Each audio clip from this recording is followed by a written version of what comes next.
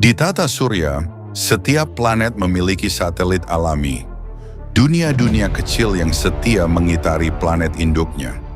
Mereka bukan sekadar batu yang melayang di langit, melainkan saksi bisu dari sejarah panjang pembentukan tata surya.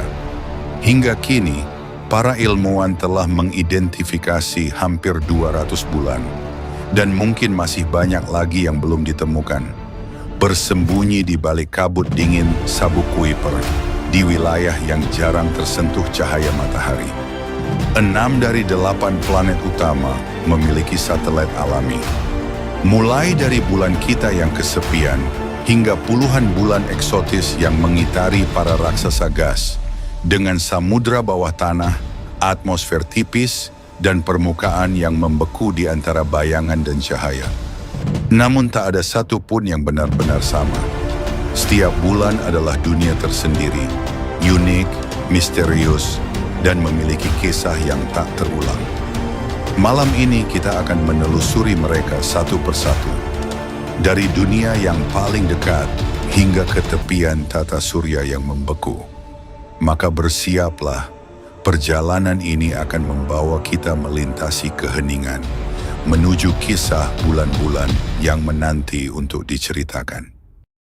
Sekitar 4,6 miliar tahun yang lalu, dari pusaran debu dan gas di piringan protoplanet, tata surya kita lahir. Dan sejak itu, planet-planet mulai menempati takdirnya mengitari sang bintang, matahari. Kita mulai dari pusatnya, dari tempat di mana panas dan gravitasi berpadu membentuk dunia yang paling dekat dengan api kosmik.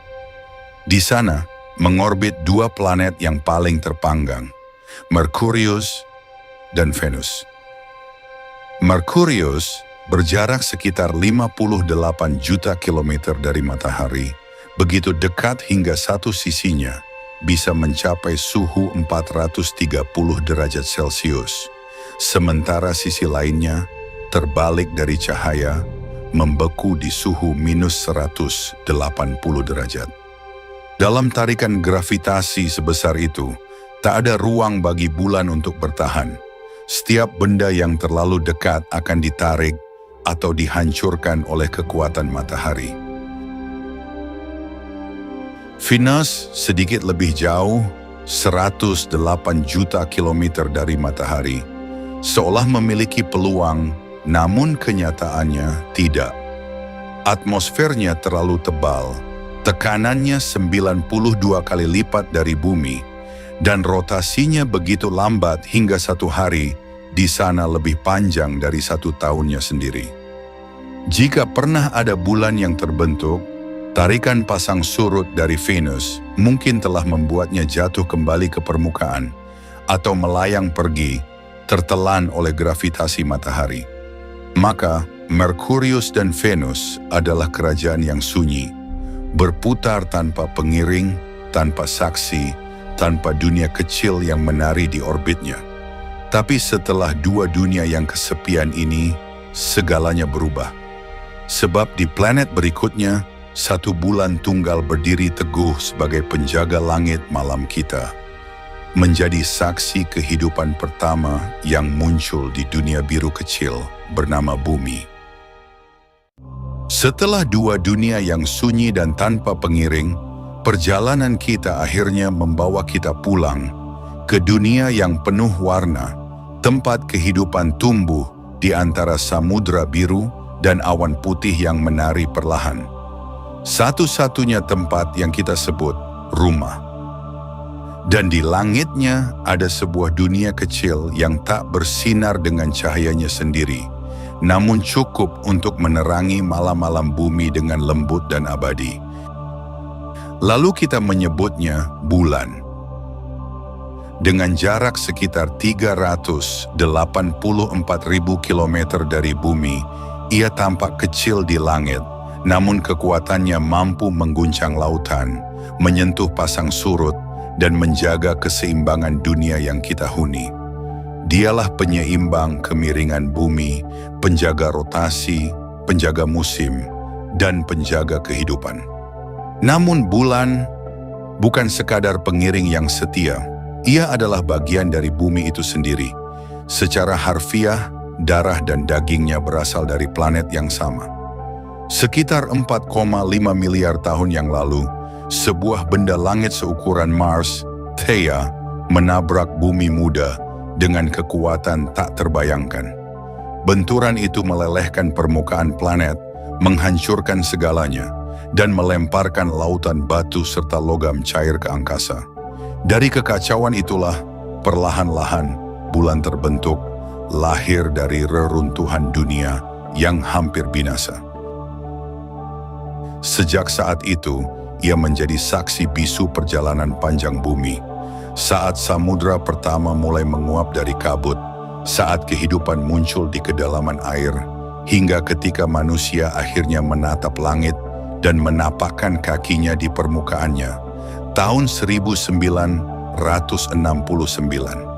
Kini bulan tampak beku, sunyi, dan tak berjiwa.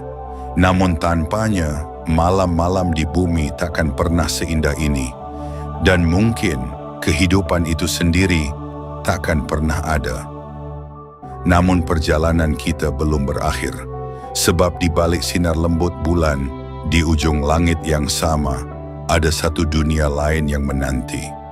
Kering, berdebu, namun menyimpan kisah yang tak kalah misterius. Mars, dunia merah yang pernah atau mungkin nyaris hidup. Mars, dunia merah yang dingin dan sunyi. Permukaannya kering, berdebu, dihantam badai halus yang bisa bertiup tanpa henti selama berbulan-bulan. Namun di langitnya yang berwarna oranye pucat, dua titik kecil menari dalam diam. Bentuknya tak beraturan, penuh luka dan kawah, seolah waktu sendiri enggan menyentuh mereka. Mereka bernama Phobos dan Deimos, yang dalam bahasa Yunani berarti ketakutan dan kengerian. Dua nama yang terdengar menyeramkan, namun disinilah keduanya justru menjadi penjaga setia dunia merah itu. Phobos, sang kakak, lebarnya hanya sekitar 22 km. Begitu kecil, hingga bayangannya nyaris tak menutupi permukaan Mars saat melintas. Sementara Deimos lebih mungil lagi, tak sampai 13 km, mengitari Mars dengan tenang, seolah hanya menjadi pengamat jarak jauh di samudra langit yang berdebu. Dari permukaan Mars, Phobos tampak tergesa-gesa. Ia terbit dan tenggelam dalam waktu hanya 7 jam, seolah berpacu dengan rotasi planet itu sendiri. Deimos berbeda. Ia lebih lembut, lebih jauh, melayang perlahan di tepi langit merah, menyaksikan dunia di bawahnya tanpa suara. Namun keduanya bukanlah anak kandung Mars. Banyak ilmuwan meyakini, miliaran tahun lalu, mereka hanyalah asteroid yang tersesat, tertarik oleh gravitasi Mars, dan terperangkap selamanya di orbitnya. Kini, mereka menjadi saksi bisu atas masa lalu planet ini. Masa ketika Mars mungkin masih hangat, dengan sungai yang mengalir dan langit yang lebih biru dari debu. Tapi waktu terus berjalan, dan nasib mereka pun tak kekal. Phobos perlahan ditarik turun oleh gravitasi Mars, mendekat sekitar 2 meter setiap 100 tahun.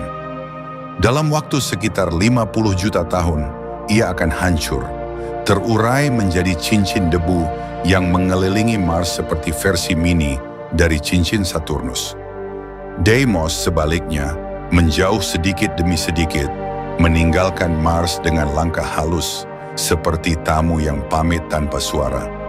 2 bulan kecil, 2 kisah tragis yang terus menari di langit merah. Dan ketika malam tiba di Mars, keduanya tampak seperti batu hitam yang melintas perlahan, membawa kenangan dari masa lalu yang nyaris terlupakan. Kini, perjalanan kita kembali berlanjut. Dari dunia batuan yang sunyi ini, kita akan menyeberangi batas menuju kerajaan para raksasa gas. Tempat bulan-bulan raksasa menunggu, menyimpan rahasia yang lebih dalam, lebih gelap, dan lebih megah. Dan di antara para raksasa itu, berdiri sang penjaga tata surya, Jupiter, planet terbesar yang pernah lahir dari sisa-sisa gas purba matahari.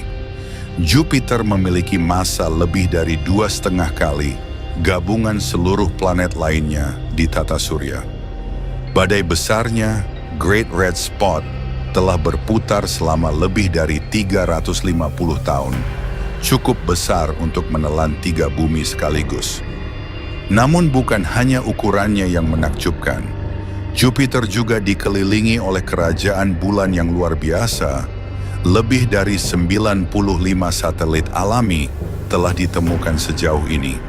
Dan di antara puluhan bulan itu, ada 4 yang paling besar dan paling terkenal. Yang pertama kali terlihat oleh Galileo Galilei pada tahun 1610. Mereka disebut Galilean Moons, 4 dunia yang seolah membentuk miniatur tata surya di sekitar Jupiter.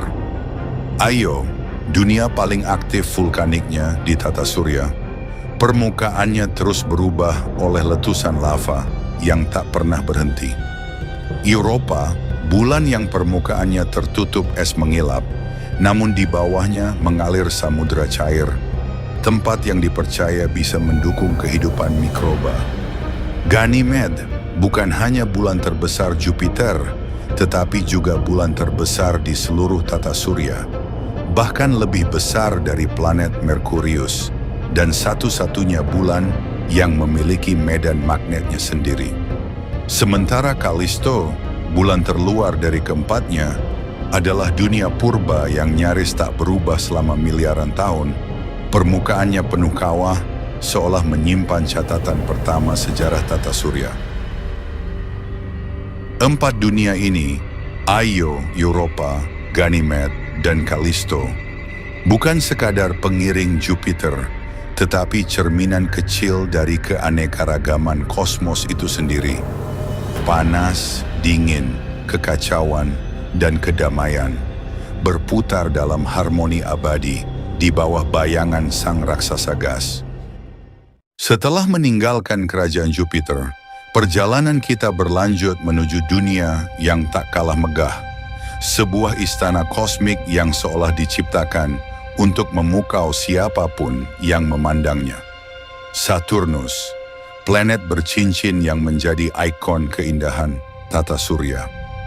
Raksasa gas terbesar kedua setelah Jupiter ini tersusun terutama dari hidrogen dan helium, ringan namun dengan pesona yang tak tertandingi. Cincinnya membentang lebih dari 280.000 kilometer, namun ketebalannya hanya puluhan meter saja.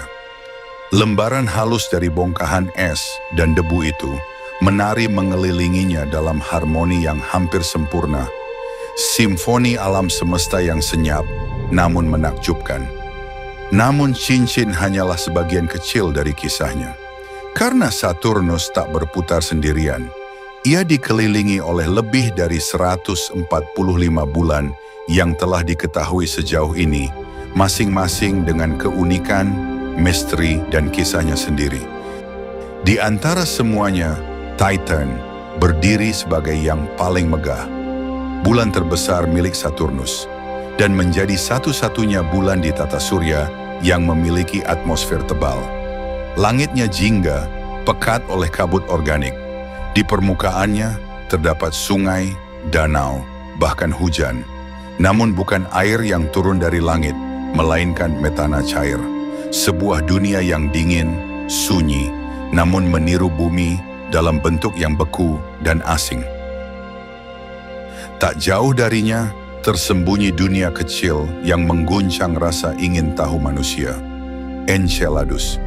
Bulan mungil berdiameter hanya sekitar 500 km ini, memuntahkan semburan air dari bawah permukaannya, membentuk pancaran es yang menembus ruang angkasa. Semburan itu mengandung uap air, garam, bahkan senyawa organik. Tanda-tanda bahwa di bawah lapisan esnya terdapat samudera cair dan mungkin kehidupan mikroba yang bersembunyi di kegelapan abadi.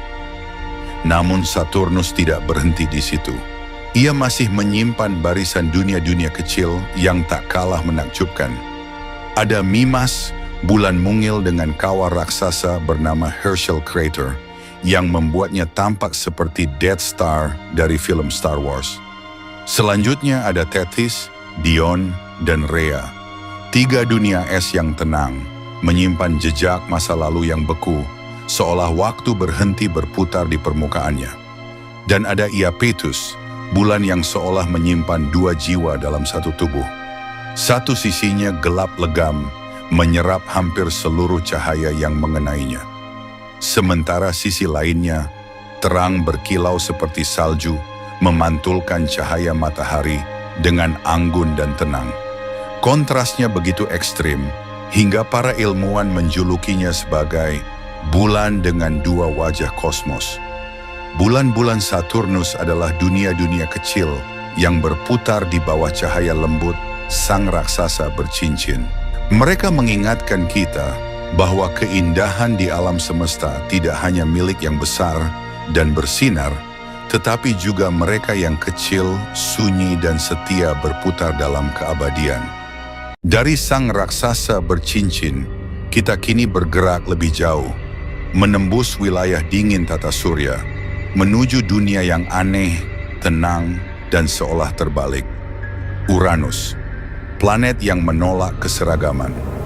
Sumbu rotasinya miring hampir 98 derajat, membuatnya tampak berputar terlentang.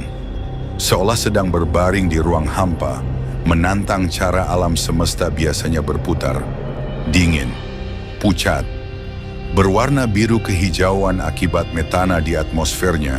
Uranus tersusun dari campuran es air, amonia, dan metana, menjadikannya salah satu dunia paling beku di tata surya. Dengan suhu yang dapat mencapai minus 224 derajat Celcius, mendekati batas terendah yang mungkin dicapai planet manapun. Namun di balik ketenangan yang membekukan itu, Uranus menyimpan dunia-dunia kecil yang tak kalah menarik. Hingga kini, para astronom telah menemukan 27 bulan. Semuanya diberi nama dari karakter karya William Shakespeare dan Alexander Pope, menjadikan sistem Uranus seperti panggung teater sunyi di ruang angkasa. Di antara mereka, 5 bulan besar tampil paling menonjol. Miranda, dunia kecil yang tampak hancur dan tersusun kembali. Permukaannya retak, terlipat, dan terbelah, seolah pernah mengalami bencana kosmik, lalu perlahan menyatukan dirinya kembali dari reruntuhan. Ariel, yang paling terang di antara semuanya, memiliki lembah, tebing, dan jurang luas yang menjadi saksi aktivitas geologis purba saat planet ini masih lebih hangat dari sekarang. Umbriel, gelap dan misterius, menyerap hampir seluruh cahaya yang mengenainya, seolah menolak untuk diperhatikan, menjadi bayangan yang diam di antara saudaranya. Titania, sang ratu bulan Uranus, adalah yang terbesar dari semuanya. Lembahnya membentang hingga 1.500 km, menandakan keraknya pernah terguncang dan bergeser oleh tarikan pasang surut sang planet induk. Dan Oberon, dunia tua di pinggiran kekuasaan Uranus, penuh dengan kawah dan kesunyian. Ia mengorbit jauh di tepian pengaruh sang raksasa biru, seakan menatap dinginnya ruang antar planet dengan kesetiaan yang abadi.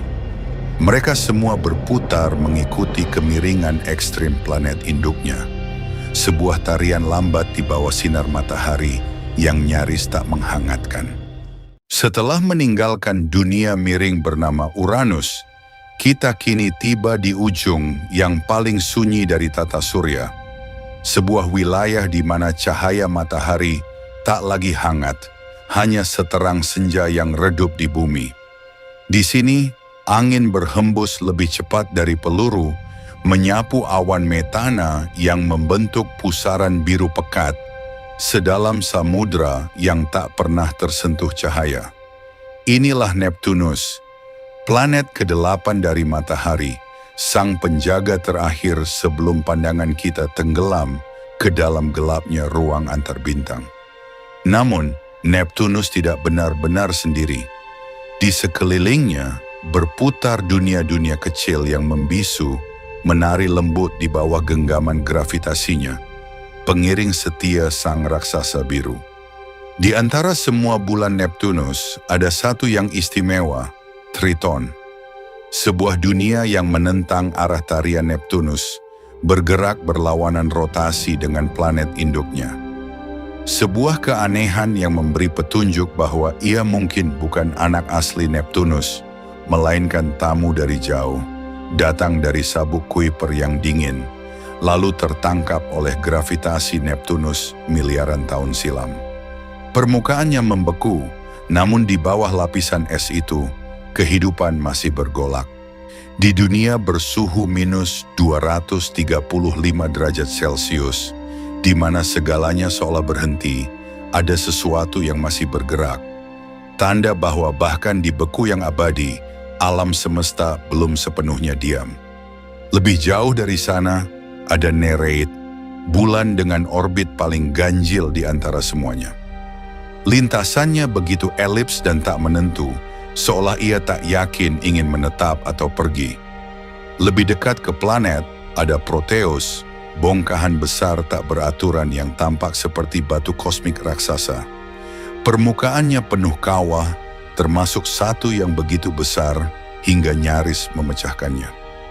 Di sekitarnya, dunia-dunia kecil seperti Larissa, Galatea, Despina, Thalassa, dan Naiad menari cepat di sepanjang cincin Neptunus, menjaga agar serpihan batu dan es itu tetap di jalurnya. Mereka disebut Moon Shepherds, para penjaga cincin, kecil, sunyi, namun memegang peran penting dalam menjaga keseimbangan dunia biru ini. Neptunus menandai akhir dari wilayah yang diterangi matahari. Di baliknya, terbentang lautan ruang hampa yang tak berujung. Tempat di mana panas hampir tak berarti, dan waktu seolah kehilangan makna. Namun dari sini, dari penjaga terakhir tata surya ini, kita belajar satu hal sederhana namun abadi, bahwa bahkan di tempat paling jauh dan paling dingin, masih ada keindahan yang menari dalam diam. Meninggalkan Neptunus, kita kini melangkah melampaui batas cahaya, menyusuri wilayah yang nyaris beku sepenuhnya. Di sanalah Pluto berdiam, dunia kecil di ujung tata surya, sunyi, terpencil, namun tak pernah benar-benar terlupakan. Permukaannya berselimut es nitrogen, dan di dataran luas bernama Sputnik Planitia, terukir bentuk menyerupai hati, seolah Pluto ingin berkata bahwa bahkan di tengah dingin yang abadi, ada sesuatu yang tetap berdetak. Namun pesona sejatinya tak berhenti di situ. Sebab di sisinya, mengorbit dengan kesetiaan yang nyaris puitis, ada sebuah dunia lain, Charon. Charon bukan sekadar bulan. Ia begitu besar hingga keduanya berputar mengelilingi titik keseimbangan di antara mereka. Sebuah tarian abadi dua dunia kembar, terikat oleh gravitasi dan kesetiaan. Permukaan Charon penuh retakan dan ngarai, bekas tekanan es yang meregang perlahan selama miliaran tahun. Tak ada atmosfer tebal, tak ada awan, hanya bentangan batu dan es yang memantulkan cahaya bintang yang jauh dan dingin. Namun di kesunyian itu, Charon tetap berperan, penyeimbang, pendamping, dan saksi abadi bagi dunia kecil yang pernah kita sebut planet ke-9. Bersama, mereka menari di tepian tata surya, dua dunia mungil yang saling terikat, tak bersuara namun penuh makna. Sebuah kisah tentang kesetiaan yang bahkan ruang hampa pun tak mampu memisahkannya. Kita telah menelusuri dunia-dunia kecil, penjaga setia para raksasa langit, yang menari abadi di bawah cahaya matahari. Dari bulan di langit bumi hingga Charon di ujung kegelapan, setiap dunia berbisik hal yang sama, bahwa di tengah sunyi dan dinginnya ruang, selalu ada harmoni yang menjaga keteraturan semesta. Setiap kawah dan lapisan es menyimpan kisah tentang kelahiran dan ketahanan. Mereka tidak bersinar terang, namun keindahan sejati sering bersembunyi di tempat yang paling jauh dan paling sepi. Kini perjalanan kita di tata surya berakhir, namun pandangan manusia tak berhenti di sini. Sebab di luar Pluto terbentang ruang yang lebih luas, tempat di mana bintang-bintang lain mungkin memiliki bulan-bulan mereka sendiri, dan kisah baru akan kembali dimulai. Saya Kia, terima kasih telah mengikuti perjalanan luar biasa ini bersama kami. Dukung terus channel Langit Sains dengan cara like, subscribe, dan nyalakan lonceng notifikasinya. Karena setiap dukungan dari kalian berarti besar bagi kami untuk terus berbagi kisah tentang semesta. Sampai jumpa di episode berikutnya hanya di Langit Sains.